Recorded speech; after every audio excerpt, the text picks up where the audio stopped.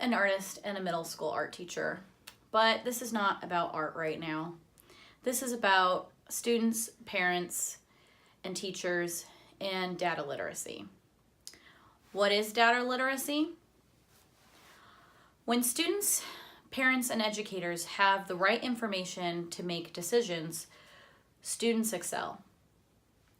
What does it mean to use data for student learning? Well, data is one of the most powerful tools to inform good decisions and create opportunities for students along their education journey, and it's much more than test scores.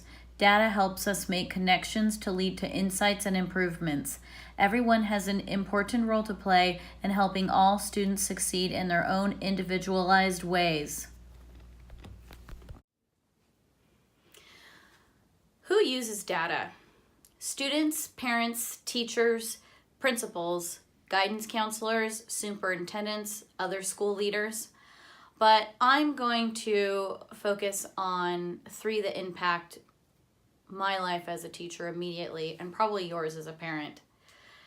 That would be ground zero: students, parents, and teachers. First, we'll go over students and student data.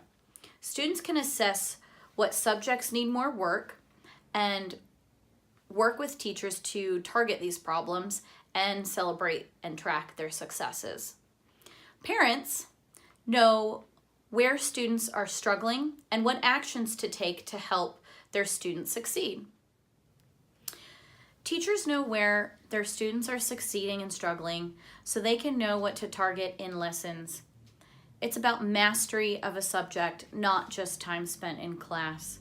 So for instance, I can teach a lesson to my students one day, assess at the end of class, look at those assessments, and come in the next day with a new lesson plan, targeting all of the points that I saw students were generally struggling in. That is how teachers can use data, or one way in which teachers can use data to assess your students' learning. School leaders in administration can help assess schools' level of overall achievement, as well as use the data they gathered to create individualized education plans, or IEPs, which they call it at my particular school.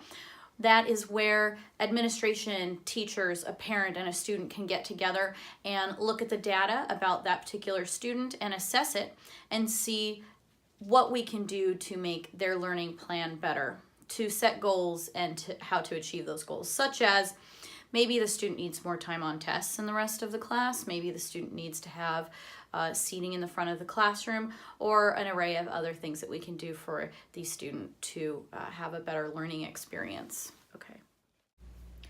Students can use student self-assessment forms in the classroom. Both teacher and student can use this information to set and achieve goals. Students are encouraged by seeing success and goals met. Parents can see goals met as well, including the process that got their student there. Parents can access data through parent-teacher conferences, test scores, and report cards, but something a little newer has come along: online data resources. For instance, my school is in the TUSD district. Our website is tusd1.org. Parents can click on information, then just for you, and then students or parents can choose either one, and then they will get into student or parent view. Here are all the students' classes, each assignment, grades achieved with each assignment, and overall grade. Also through this website, parents can email teachers. Now that's access to data. In closure, parents, teachers, and students can use data to create individualized learning plans to help students succeed. Admins and educational leaders can improve our schools and learning environments via data about students as a whole. We can see progress, set goals, and celebrate successes. Why? Why have data literacy or data at all? Well, long term, it helps students get used to being responsible for their own learning.